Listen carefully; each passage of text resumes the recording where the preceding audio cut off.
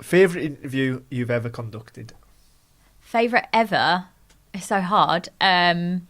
Probably my favourite from last season was Kobbie Mainoo on the pitch after he scored his first Man United Premier League goal. That was a special moment because when you get to cover those moments where a player is so overcome with emotion, it doesn't get much better than that. So that was lovely. I liked that one. That was last year. That was last year. You've Ever? done a lot of interviews, Jules. I have, but they range from, you get the opportunity to do like proper sit-down interviews with managers and get like real insight in that way, or you get those quick post-match interviews where you get a minute and a half and you've got to rattle through it. So it's so hard to pick. What do you prefer? Do you prefer doing like a long content one rather than just a pitch? Depends on the moment. Again, I like them both.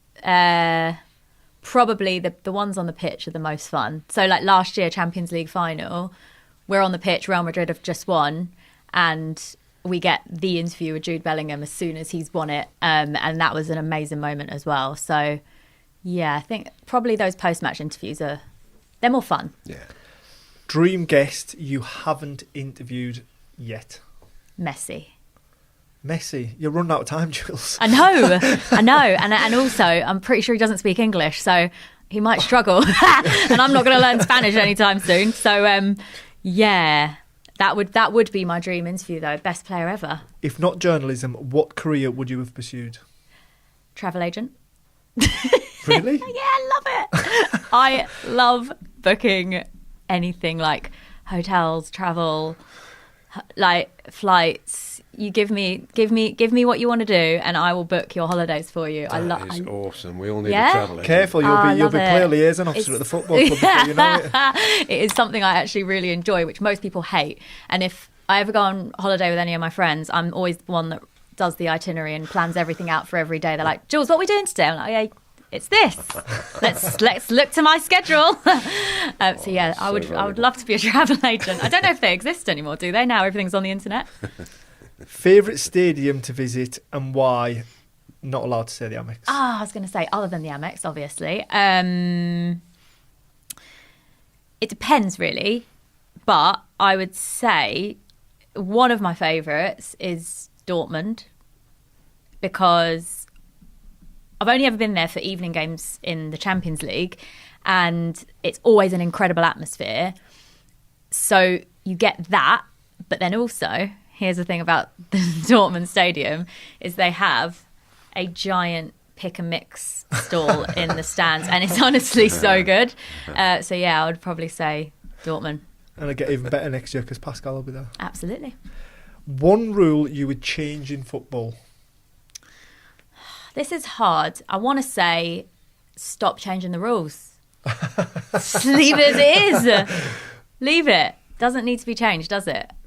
But including VAR? Look, I think that if VAR when are we pausing? Properly, yeah. When are we pausing? Like 2020, right now? When? Well, exactly. I think if you're actually being serious, we could change one rule, I'll probably say just like any cup game that needs to be decided on the day should just go straight to penalties. I'm so over extra time. No one ever wants to play extra time, do they, Glenn? Everyone's knackered. No one wants extra time. No one working at it wants extra time. No one bothers in extra time. That's a bit of a stretch. Straight to pens. If it's not settled in 90, straight to pens. I don't know. I think there's something quite romantic about extra time. Nah. I've just realised you just want to get away. 1966, God, it would have gone straight to pens, and it would have been England against Germany. There might not have been a 1966. No, that's true. That is true. Time. Yeah, that is true. I mean, to be fair, there's probably lots of moments like that you can look back on, but I think it's getting to a point now where there's so much football. That's true. Most extra time is unnecessary. Yeah. How many classic extra times can you remember? Not many is the answer. Yeah. You know, entertainment-wise. You score any decent goals in extra time, Glenn? I can't remember any extra Exactly, times, it's irrelevant. That's why. It's not relevant. Last World Cup final, I suppose. That was extra time, wasn't it? Yeah, one of the greatest games ever. Yeah, there you go. There you go. Yeah, cut it out. All right. Get rid of it. Oops. Well, let's stick with my first answer. Stop changing the rules. Jules, whenever I speak to young undergraduate sports journalism students, so many of them just want to, when they've graduated, to be handed a microphone and to walk straight onto the pitch side and get that job, to start in that job. Is that not how it happens? Well, I know it doesn't, and you try and tell them it's not that easy and it doesn't happen that way, and you've got to do your time and your apprenticeship and all the rest of it. Tell us how that happened for you. Yeah, it was a long journey. You're right. I think if you sort of think back to so many different stages in your career, you realise actually it's taken quite a lot to get to this point where now I am one of the lucky few that is pitch side at these amazing matches. It started for me at university. I went to Sussex. I was doing a media degree. I knew I wanted to go into journalism of some sort. Wasn't quite sure how to go about doing it. And in all honesty, I didn't really want to go to uni, but my mum and dad sort of forced me to go. And I thought, well, I don't know what to do anyway, so might as well go to uni for 3 years. So hence why I stayed in Brighton, because I didn't really want to go anywhere. I kind of just wanted to stick around, and decided that actually doing a media degree and maybe sort of sticking to something that I knew I'd enjoy, I'd maybe then eventually find something that I wanted to do as a career. And it was when I was at university that I sort of thought to myself, I'd quite like to write. So I never really planned to go into the broadcasting side at all. I wanted to do journalism, I wanted to write. And I got some work experience through a friend of mine on the same course as me. And it was as a runner on a TV show, Britain's Got Talent. And it was my first kind of taste of seeing how TV worked. And through doing that, I thought, oh, actually, I quite like the broadcasting side. I don't know if I'll be any good at it, but maybe teaming up journalism with broadcasting might be something I could look into. And then I was working for, at the time, it was Southern FM. Yeah. Takes us way back, doesn't it? Yeah. And I was, again, part of the kind of street team for that, where we would go to events, and it was just giving me a feel for the radio side as well. And through doing that, I kind of just fell into a little bit of speaking on a microphone every now and then. And thought, I quite enjoy that, yeah. But how on earth do you get into it as a job? And in all honesty, there's no real answer. It's just getting the opportunities when they come, taking any experience you can get. And I just kept asking for experience at different places within Sussex. So I very much did start locally.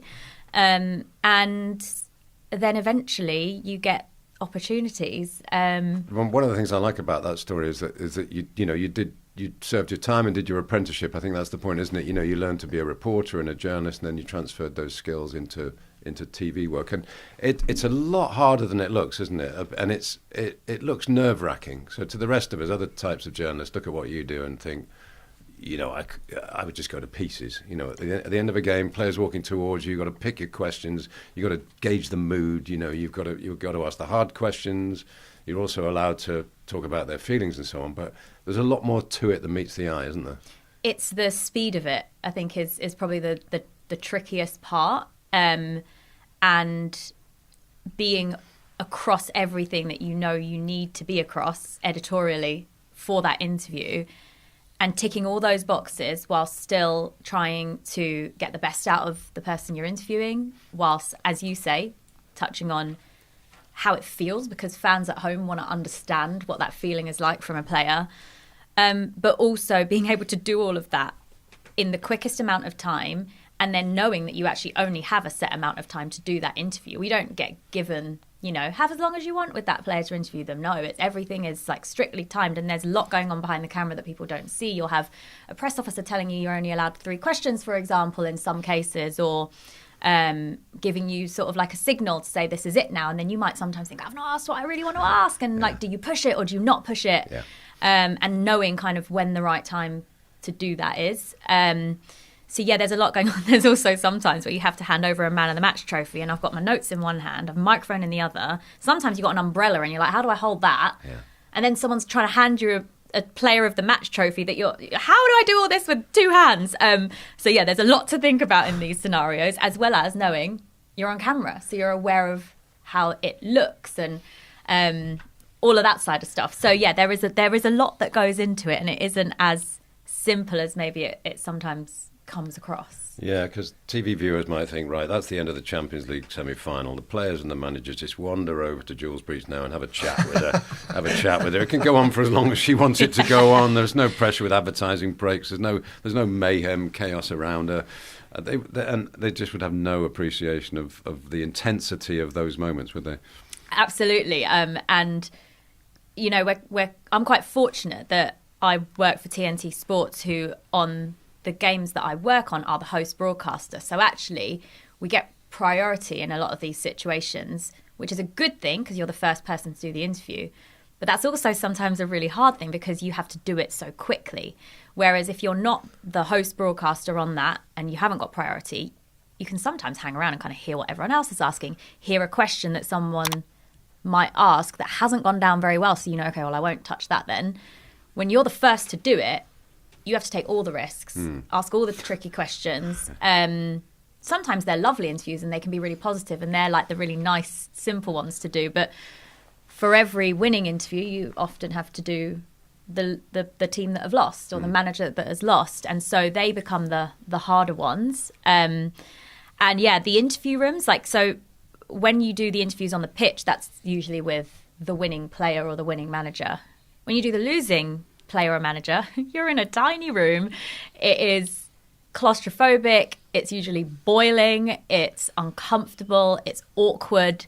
It's intense. It's quiet. It's like this room. Actually, it's smaller. And that just adds to the nervous energy and the intensity of the moment. And so you're also having to kind of like battle with all of that side of things as well. And then they walk in and you have this awkward moment before you can start the interview where you know, they have to make sure that the cameras are rolling, that the sound is correct. And you have to have this, like, sometimes awkward small talk because really, most of the time, Glenn will tell us, you don't really want to be in that interview room doing an interview when you've just lost a game. Last person you want to see is me with a microphone in your face because you'd rather just be fuming that you've not won and walk out the stadium and get home to your family. Yeah. Do you feel in general that over the years players are becoming more forthcoming to interviews, more open to it, this sort of new generation of younger players?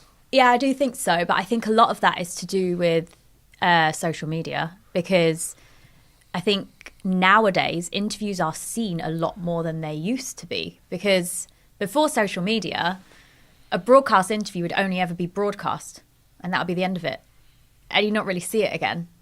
If you're watching the programme, you'd see that interview. If you're listening to the radio, you'd hear it. But it's not like nowadays where an interview is done and within seconds of it being broadcast live, it's on YouTube, Twitter, Instagram, TikTok. People are replaying them. People are clipping bits. People are analysing them. People are taking every little bit out of them. So I think there's an element of interviews being seen and heard a lot more now, but also players have a different approach to their roles as footballers now, don't they? Because a lot of them will want to use their platform to promote themselves, promote whatever else they might want to be promoting. So interviews help with that, with getting their personality across, and all that side of things. So yeah, I do think they are, but I also think COVID helped that, because I think during the COVID period, there were more interviews happening because players were doing stuff a lot more from their homes where, you know, those interviews were happening. And so people got a lot more familiar with having to do those interviews and those pieces to camera. So I think that's probably helped things. Sorry, Karen. I just wanted to jump in and ask you about players have more awareness now and are media trained. How do you break the generic answers? To be honest, I don't know if there's like a real formula to breaking it. I think that if a player wants to answer a question in a certain way, that's up to them. Like, we can't really do anything on the media side or on the broadcast side to change if a player has a motive or a particular way of answering something. I guess the best way I can describe it from how I try to do interviews is to be as personable as you can be in that scenario, to try and make it as conversational as possible, because I feel like the more conversational you can be in those situations, possibly the more likely they are to open up and not give you a formulaic answer. And more comfortable. Yeah, I think so.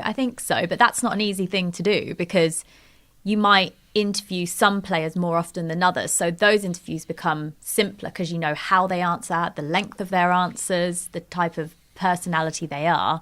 Whereas some players, you might interview them only once in their entire career, so you have no idea how they're going to come across unless you've watched previous interviews. So yeah, it's not simple to do that, but I think just being open and as personable as possible in those situations hopefully helps. I don't know. There's a thing, obviously, in journalism, the tough question, and it's more often asked of the losing team or the losing manager. And we all know how difficult it is sometimes to ask the tough question, particularly if the manager walks in with that look on his face. and Yeah. I'm a big fan of euphemisms as well in tough questions, because they just lost their fourth game in a row and the manager's standing in front of you. And my favourite euphemism is, are you confident you can turn things around? Which is another way of saying, do you think you'll get sacked in the morning, isn't it? How do you feel about the tough question? Do you have to kind of summon your courage for it, or do you just think, this is my job, I'm going to ask it? A bit of both, because I wouldn't be doing this job if I didn't enjoy the journalism side, and part of journalism is that you have to ask the difficult questions, and also part of journalism is telling the story. And if the story is the team have lost and they haven't been as good as the fans think they are, my job is to be there and ask the question why. Sometimes those conversations are more difficult if you have an incident packed match where there are a lot of niggly things that could be one or the other based on the team you support. And so, as you say, sometimes when a manager walks in and you can tell they're really unhappy, those are not easy, because, as I mentioned a minute ago, my natural way of handling those slightly awkward interview rooms is to try and be personable. But you can't really do that when a manager's walked in and they're just looking at the ground, or they don't want to really be there and you know they don't, but you know you have to ask that question. So I would say that the best way to do it, and I think what I've found that works, or that maybe when I've watched other interviews and I think I'm not sure if the manager is too happy with the way that was phrased, is to never, ever give your opinion, because it's not really about what you think. And just to ask them simply why, how, and what. So I guess just keeping it as simple as possible and making sure that they are aware that you're not trying to say you know any better than them, because we certainly don't. They're the ones in the know. They're the ones that know why or how, or what to do next. And so it's just your job to stand there and ask the questions. But yeah, sometimes that's not easy, especially if they're in a prickly mood, which is completely understandable, by the way. Talking about prickly moods, have you ever had a reaction that you didn't think was coming your way? Yeah, I had one last season which completely threw me, which was Thomas Tuchel, who is one of my favourite people to interview. He's amazing because he always gives you so much. You can ask like the shortest, simplest question and he gives you so much insight, and he's a fascinating manager. I interviewed him after Arsenal played Bayern Munich, and thank goodness I really was concentrating and listening to every word, because he started talking about an incident which I knew watching it I hadn't seen. And you have this moment inside you of fear where you go, oh my God, I have no idea what he's talking about. What penalty, what red card, what is he actually talking about? But I was also very aware that day that I didn't miss anything. I was watching the coverage. I had the commentary on the whole time. I wasn't distracted by anything that day. I really knew that I didn't miss this. But to get the courage to then go back to him and go, you're going to have to just describe that incident because I'm not aware of that. But the fear I had inside me of asking that question, because I thought, oh my God, if everyone else has seen this and I've just somehow missed it, how embarrassing is this going to be? But I also knew I didn't miss it, if that makes sense. Yeah. And thankfully, no one else had seen it. We didn't pick it up on our cameras. It was an incident where a player had played a back pass to the goalkeeper and the goalkeeper picked it up, but no one kind of really saw it. Yeah. And really, they should have been given a penalty by the letter of the law. He ends up explaining this incident, and I'm in this interview thinking, oh my God. But he was obviously quite rattled by the incident and quite annoyed. So as soon as this interview ends, I quickly go onto comms to the gallery and I'm like, guys, you need to find this incident because he's just mentioned it. We've not shown it. I know we haven't shown it. I know I didn't miss this. I was like, so someone needs to find this clip. And so then all mayhem breaks loose in the gallery and everyone's trying to scramble around trying to find this clip. So that was a tense moment. And also, yeah, it was quite scary to have to do that, but to also be brave enough, I suppose, to ask that question, which I'm glad I did in hindsight. But yeah. It was a really niche moment, that, wasn't it? It was niche, in the what happened in the game. But did you feel under any more pressure asking that question in what is effectively a masculine world, being a female? Oh yeah, definitely. Because I think there is still an element of, we all know what it's like. You go to football, you sit in press rooms, you sit in the media room, you are amongst all these other interview rooms when you're doing your job, and women are still outnumbered. There are still far more men in the industry than women. Thankfully, that's actually now growing. But I would still say that on average, when I walk into a press room, I will be one of a handful of women compared to men. And I think a lot of the girls I speak to who do the same job as me, we almost feel like a sense of responsibility to do a good job because we want to be representative of women that want to work in this sport and do a good job at it and be professional, because there obviously is still, probably more so with social media being so prominent, there is probably harsher criticism on women when things don't go right. And if you speak to anyone that works in any kind of live TV or reporting, if you don't make a mistake, you're not human. It's going to happen. It's going to happen to anyone, whether you're male or female. But when it happens to a female, it almost feels like the whole gender gets criticised for it, not just that person. So there is an element of feeling responsible to be as good at your job that you can be, because you feel that you want to represent all the women in the industry. Yeah, obviously you're on your own journey and you go from game to game, and it never stops, this constant feed of football. Yeah. But do you ever step back and think, I am really blazing a trail for young females that want to get into this industry? Not really, to be honest. It's because a lot of young girls watching football, whether they're like 10, 11, 12, whatever, they'll look up to the likes of you and think, you know what, I want to do that one day. It's weird because I've never seen myself like that, and I certainly never got into this industry to be that. But naturally, because of the way the industry is, as you say, there will be young girls that do think that, which is so lovely. Because I know when I was growing up and I was watching sport, and I've grown up a sports fan my whole life, there weren't many women, certainly not in live sport, that were doing this, that you would see pitch side, that you would see in the interview rooms or hear in the interview rooms. You would see females presenting in studio a lot. That was something that I certainly saw. But it still wasn't that often, certainly not as much as now.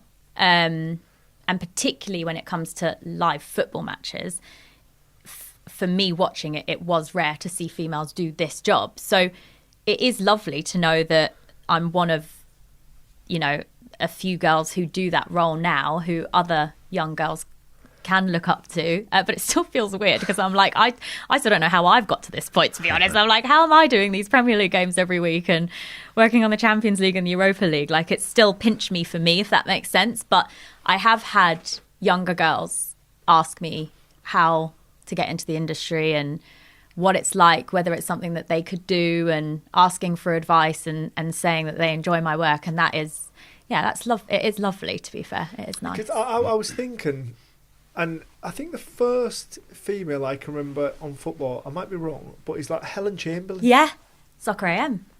Yeah. And that wasn't live football, No. It's a programme around the funny side of football. or the entertaining side of football. And you're right, when I was growing up, that was a show that I watched, and I used to look at Helen and think, oh, that's so cool, she gets to sit there and talk about football.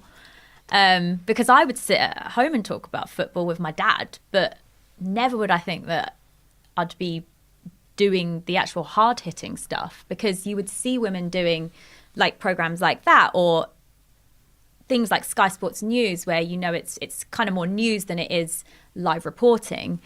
So it's amazing that now the landscape is changing and there are more women in that particular area of live sport. But yeah, it's still quite funny to even to think that girls would see me the way I saw my idols growing up. Yeah, it feels a bit funny. It feels a bit alien, a bit sort of like out of body experience, if you know what I mean. Yeah, I think that's why I'm asking you so many questions about how it works, because people need to understand that it's a skill and a discipline. It's a trade. It's a kind of art form. It's not something you just wander onto the touchline and do, without training and preparation and skills. But I mean, going back to your football background, I don't want to labour the point that you're a local person, let's say, but you did your grounding in watching football and enjoying football was Brighton and Hove Albion, wasn't it? So can you tell us a bit about that? Yeah, absolutely. Well, I've actually grown up in lots of different parts of the world, so I haven't always lived in Brighton, but I was born here and lived here till I was 8. And then I moved away and went to the Caribbean and lived in Jamaica for 8 years. Hard life.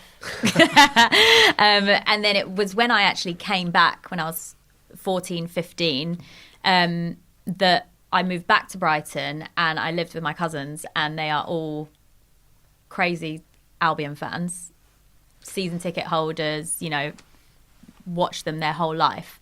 And it was then really that I started getting into football properly, because prior to that I'd just watch it on TV with my dad. We couldn't go to games when we lived in Jamaica. So so then that was really when I started following the club.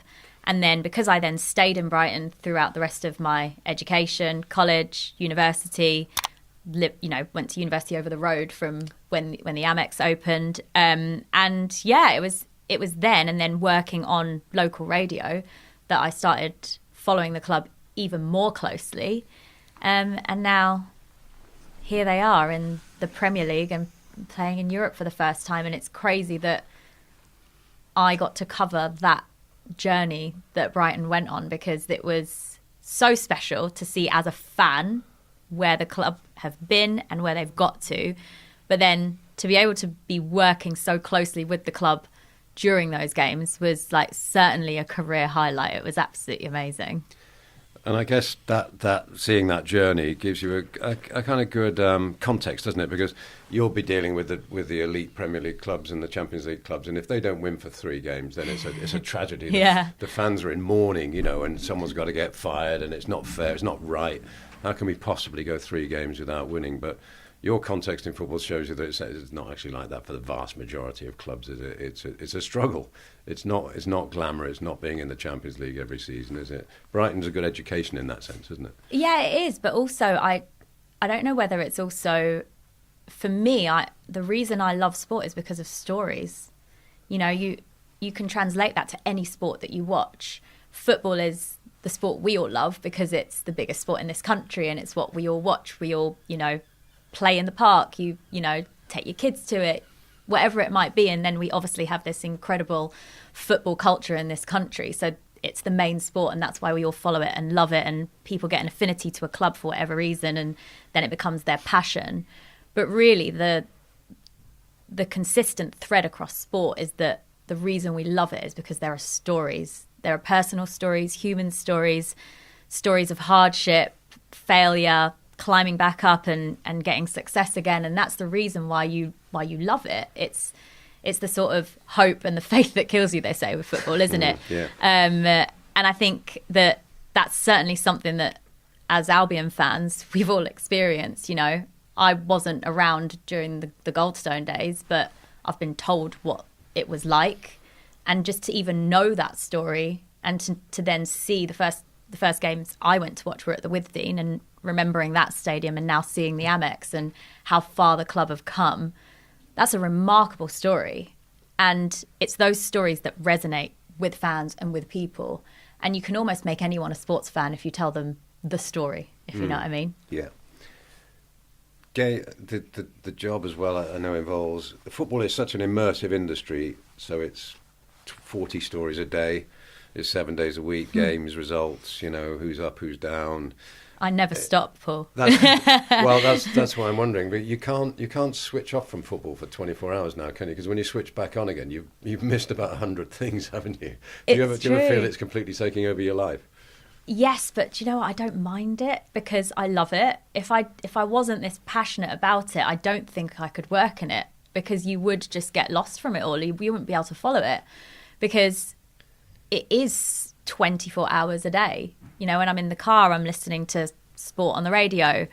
Driving here today, I had the radio on, listening to the latest stories in football. If I'm at home and I'm not really doing anything, I'll have sports news on in the background. It's almost like it's just part of my life, and as osmosis, you're constantly just taking it all in.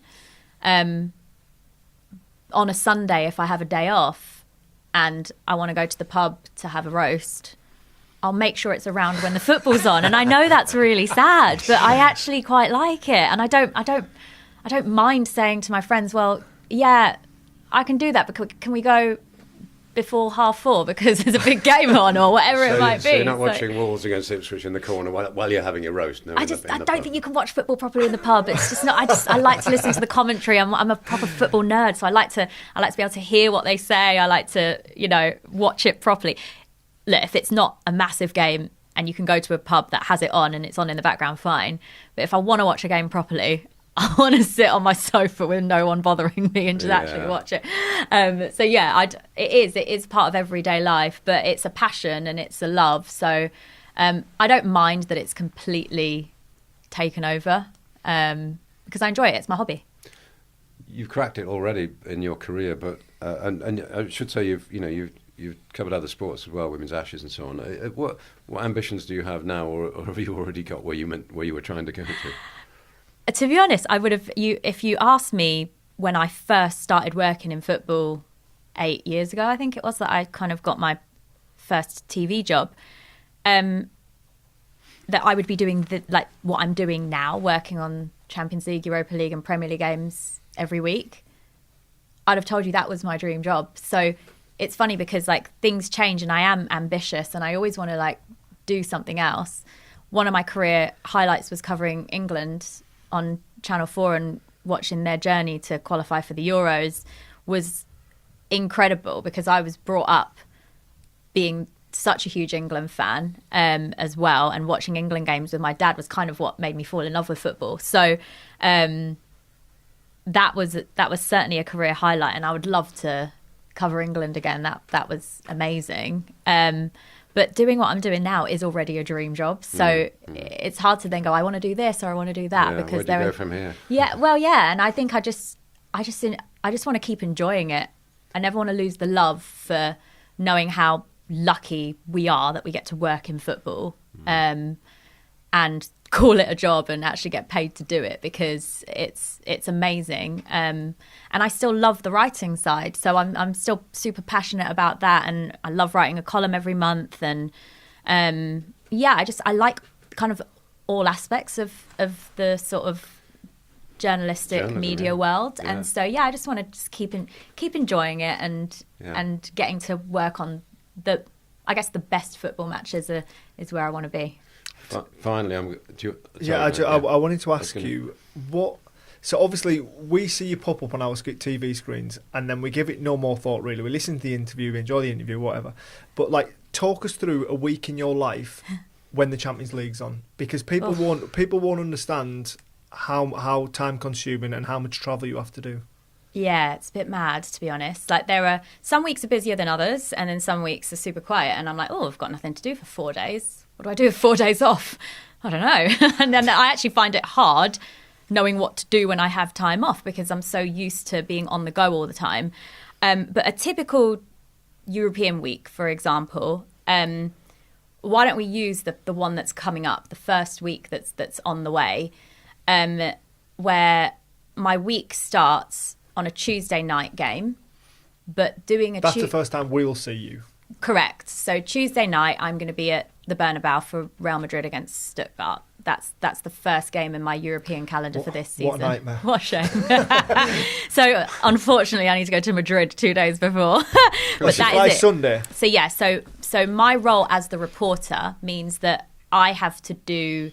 our requirements with the channel are that we do the day before the game, which is called Match Day -1. If anyone ever hears that term, that's what it means. Is that on that day we get access to a player and the manager of both teams featuring on the Tuesday night. So I need to be in Madrid ready to do those interviews on Monday, and therefore I would travel on Sunday evening, get there so that I'm ready to go on Monday morning, because the two clubs split their media time. So the home team will be in the morning, and then the away team arrive in the evening, and then you have to hang around all day and do that in the evening. So that's how the travel for it works. I would travel on a Sunday. On the Monday, you do all of the press. On the Tuesday, you then will have a bit of downtime in the morning, or prep time, however you want to use it. And then really, this is the other thing that people probably don't get, is that if a match kicks off at 8 p.m, we don't rock up at 6. No. Well, unless you're Glenn Murray. Turn up when you want. We are there a good 5-6 hours before sometimes, because you've got to factor in, a production meeting, hair and makeup time, takes me a while, getting yourself ready, having something to eat. It sounds silly, but all these things take time. And then getting to stadiums takes forever quite often, because you might not be staying right next door or whatever it might be. And then usually your programme will air an hour before, but then the reporters' interviews come before that. So the reporter actually has to be there even earlier. So, all of that happens. And then, so that's my first assignment. But then I'm at the Etihad the following day. But hold on a second, then you do interviews after the game as well? Yeah, so then sometimes you'll have something to do at half-time. If there's a report, if you see someone warming up on the pitch and you think, the manager might make a substitution, they might get me to stand by to do a report on that. And then you do the post-match interviews, which we've talked through already. And that'll wrap up at what time? An hour after kickoff, everything's done. Then you are free to go. But they're late because European time is an hour ahead from here. So you're quite often leaving stadiums near enough at midnight when you're abroad. And then for this particular round, I then have to be at the Etihad the next day. So I haven't actually got my travel yet, but I assume I'm going to be on a super early flight.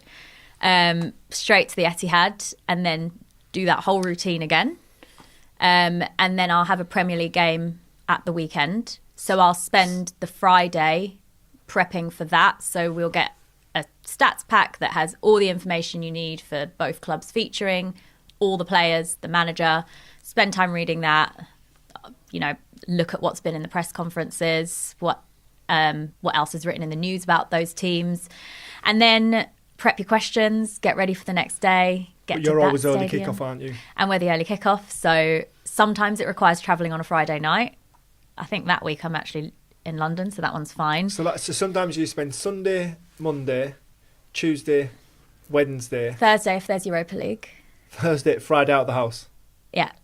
And then home on a Saturday night. And if you're back-to-back European week, sometimes it carries on, obviously, because then you'd go again Sunday. But then I don't always do a Tuesday game. So if I'm on the Wednesday Champions League game, that's a rarity because it's just 3 days of Champions League that week. Then there's the usual weeks would be Tuesday, Wednesday Champions League, Thursday Europa. And I wouldn't normally do 2 Champions League games. I'd do 1 and then Europa. But still, it's a lot. People will be surprised what you put into it. Definitely. You think? Yeah. The bit you missed out, though, and this is why you should have stayed in print, was where you go to a bar after the game in Madrid, you drink beer and eat tapas for 2 hours, talk about the game, and then you worry about the next game after you've done that. That's a part of that's a ritual. But of course, in TV, you've just got to get going again. Are you writing pre or post beers, Paul? Never pre. No, sorry, I would never drink and write. But I'd certainly have a beer. Really? I've read some of your stuff. Yeah, it may read that way, but thankfully, there's no wine or beer around the press rooms because otherwise I probably would be tempted. Was there ever? Yeah, there was. there was a bar in pretty much every press room in the old days. I mean, the particularly good ones were at Chelsea, Arsenal. You mentioned Dortmund and the pick and mix. I mean, the great trip. Bayern Munich have a... I was going to say Bayern. They still have a kind of beer cellar, basically, don't they, in the press do. room? So when you've done your work, they'd pour you a stein of beer that was about 6 feet high. And that was your kind of reward for covering the game at their club. Can I tell you a funny story? Exactly that still happens now, Paul. So I was at Bayern Munich a couple of times last season, and after one of the games, we had to wait a while for some reason in terms of like getting out of there. And so we all just went and hung out in the press room, and like everyone's got these beers, and I was like, I don't really want a beer. I was like, I wonder if I can get some wine. They just went and got... Yeah, they were like, sure, we'll get some red wine. Not a big one. Not for me, that. Not for me, Not a stein the of big wine. stein of beer. Sam Allardyce pint of wine. But it's great because you're in the press room and everyone's sort of like, you know, mostly wrapping up their work by that point. So everyone's got a beer to relax and unwind. I was sat there with a glass of red wine, which was great. But yeah, it's you do need that time to relax after, but that doesn't really happen in English press rooms, does it? Now we know anymore. why everyone speaks about Bayern Munich so highly. Great stadium. I actually judge most stadiums. When you asked me earlier what's my favourite stadium, I tend to judge them based on who has the best food in the press room because... Go on then, you've got to give us a Premier League one. Chelsea wins. Still? Yeah, Chelsea still So wins small, best food. It is a small press room, but the food is good. There's a good selection. Spurs is good. Do you know what? I didn't do a single Spurs game last year. And obviously the new stadium's amazing, so I imagine it's good. The other one that's actually quite good is... I feel like all I talk about is pick and mix. But Fulham and Man City both have pick and mix in their press rooms. Oh, do they? Yeah. I don't go that far north. Yeah. You reach an age where that's don't pick and mix because you can't get away with it. But, finally, Jules, I'm going to bring Glenn in on this as well. He wasn't expecting this, but I'd like from each of you, for people listening to this who might want to go into TV, sports, football journalism, what would be your golden rule of broadcasting live? Ooh, golden rule. Do you want to go first? Yeah. I would say, as much as you can, be yourself, show your personality, and don't worry about making a mistake. That's good. God, you've thought about this. Honestly, he's just put that on my toes. Yeah, that's a brilliant answer. I can't think of a better one. I think because going into it, you're so fearful that you've got to be perfect. And I think, like, I made a career of making mistakes. I made mistakes all the time. You try things as a footballer, but it doesn't matter. I mean, I missed the target so many times, missed penalties, whatever.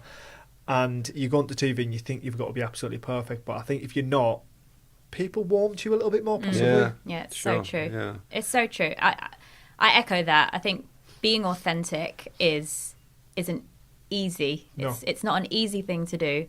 But I would actually say that is the golden rule because no one wants to see a robot. No one wants to see perfection.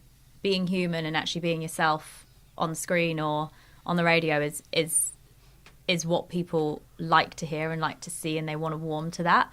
So I think that's really important. And I'd also just say something that I think everyone probably doesn't really think about, but it's just listen. Yeah. Listen to what people say and really take it in, because you can be so guilty in those situations of speaking and constantly thinking, what am I going to ask next? What am I going to ask next? What am I going to say next? When really, if you just listen and treat it like a conversation, it's far more palatable and listenable, if that's a word, to the audience. And you tend to get the better conversations that way as well if you're just having a conversation. So I would say, yeah, be authentic, be yourself, and listen. That can be dangerous though when you listen, because if you listen too hard, you forget about your next question. If you're enjoying what they're saying. That is true. That is true. I guess I'm name dropping now, but I met Jeremy Bowen last night, the great BBC foreign correspondent who's been to countless war zones, and he'd been into the BBC to talk to some apprentices, and I said to him, well, what did you tell them? What advice did you give them? And he said, I only really gave them one piece of advice. He said, I told them, don't mess it up. See, that is exactly what we haven't said. So he's in the right. So true. Jules, thanks ever so much for coming in and sharing your story with us. It was a delight, and enjoy the season, enjoy the Champions League trip, enjoy the pick and mix. Thank you very Thanks, much Jules. for having me, guys.